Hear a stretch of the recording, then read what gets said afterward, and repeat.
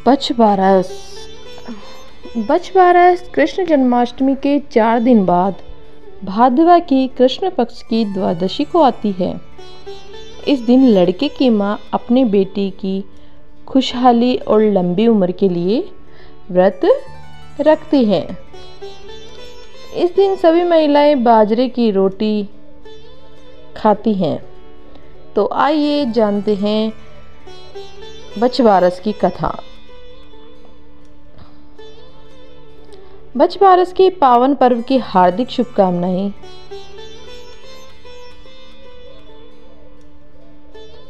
गाय तथा बछड़ों की सेवा करने का ही पर्व है यह। एक राजा था, उसके 7 बेटे तथा एक नाती थी। एक दिन राजा ने सोचा कि एक कुआं बनवाया जाए। उसने कुआं बनवाया परंतु उसमें जल नहीं आया। तब राजा ने पंडितों को बुलाकर पूछा कि क्या कारण है, मेरे कुएं में पानी क्यों नहीं आ रहा है। ब्राह्मण कहने लगे कि महाराज, अगर आप अपने नाती की बलि दे दे और यज्ञ करे तो पानी आ जाएगा। राजा ने कहा, ऐसा ही करो। और यज्ञ की तैयारियां हुई और नाती की बलि दी गई। बच्चे की बलि देते ही वर्षा होने लगी और कुएं में पानी आ गया और कुआं पानी से भर गया। राजा ने जब यह समाचार सुना तो वह पानी सहित वहां पहुंचने के लिए गया। वहां देखा, उस दिन घर में साग सब्जी न होने के कारण उसकी नौकरानी ने गाय के बछड़े को काटकर साग बना दिया। जब पूजा करके राजा रानी वापस आए तब राजा ने नौकरानी से पूछा, गाय का बछड़ा कहाँ है।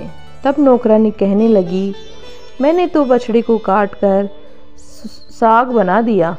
तब राजा कहने लगा, अरे तूने ये क्या कर दिया। राजा ने उस मांस की हांडी को जमीन में गाड़ दिया और कहने लगा कि अब यह वापस लौट कर आएगी तो उसको किस प्रकार समझाएंगे। इसकी माँ वापस आएगी तो उसको हम किस प्रकार समझाएंगे। शाम को जब गाय वापस आई तो जहाँ पर बछड़े का मांस गड़ा हुआ था उस जगह को अपने सींगों से खोदने लगी। जब सींग हांडी में लगा तो गाय ने उसे बाहर निकाल लिया और उस हांडी में से गाय का बछड़ा और राजा का नाती निकल कर आए। उसी दिन से इस दिन का नाम बछबारस पड़ गया और गाय तथा उसके बछड़े की पूजा होने लगी।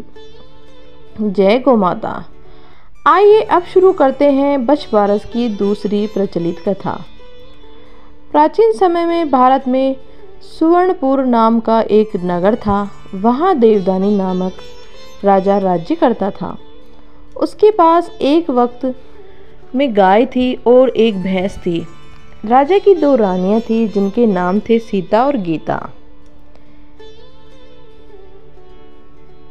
एक तारा ने ध्यान से सहेली के समान व्यवहार करती थी तथा गीता रानी गाय से सहेली और बछड़े से पुत्र के समान प्यार करती थी। यह देखकर एक दिन व्यास ने सीता रानी से कहा, गाय बछड़ा होने पर गीता रानी मुझसे इशारा करते हैं। इस पर सीता रानी बोली, यदि ऐसी बात है तो मैं सब ठीक कर लूंगी। सीता ने उसी दिन गाय के बछड़े को काटकर गेहूं की राशि में गाड़ दिया। इस घटना के बारे में किसी को कुछ नहीं पता था, परंतु जब राजा भोजन करने बैठा तभी मांस और रक्त की वर्षा होने लगी। महल में चारों ओर मांस तथा खून दिखाई देने लगा। राजा का भोजन भी मलमूत्र में बदल गया। ऐसा देखकर राजा को बहुत चिंता हुई। उसी समय आकाश से आकाशवाणी हुई कि हे राजन, तेरी रानी सीता ने गाय के बछड़े को काटकर गेहूं की राशि में दबा दिया, इसलिए ये सब हो रहा है। कल गोवत्स द्वादशी है, इसलिए अपनी भैंस को राज्य से बाहर करके गाय और बछड़े की पूजा करो। दूध तथा कटे हुए फलों को मत खाना। ऐसा करने से आपकी रानी द्वारा किया गया पाप नष्ट हो जाएगा और गाय का बछड़ा भी जिंदा हो जाएगा। सायंकाल को जब गाय वापस आई तब राजा पूजा करने लगा। जैसे ही गाय ने अपने मन में बछड़े को याद किया, वैसे ही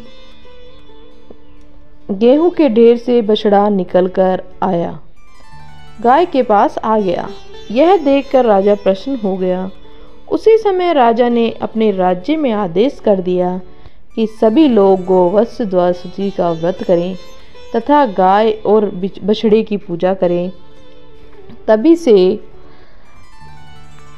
द्वादशी अथवा बछवारस के दिन गाय और बछड़ों की सेवा की जाती है।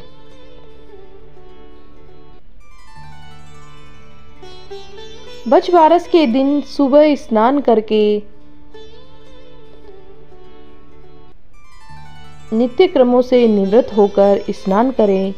स्वच्छ वस्त्र धारण करनी चाहिए। बाद में गाय तथा बछड़े को फूलों की माला पहनाकर माथे पर तिलक लगाएं, उसके सींगों को सजाएं।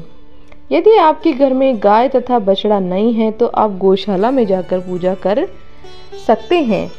यदि आपके घर के आसपास गौशाला भी नहीं है तो उस परिस्थिति में गीली मिट्टी से गाय तथा बछड़े की आकृति बनाकर उनकी पूजा की जा सकती है।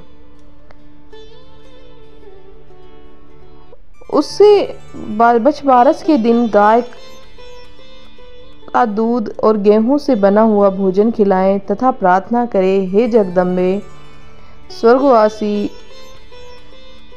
इस भोजन को ग्रहण करें। समस्त देवताओं द्वारा अलंकृत माता नंदिनी, आप मेरे मनोरथ पूर्ण करें। इस दिन घरों में विशेषकर बाजरे की रोटी और अंकुरित अनाज की सब्जी बनाई जाती है।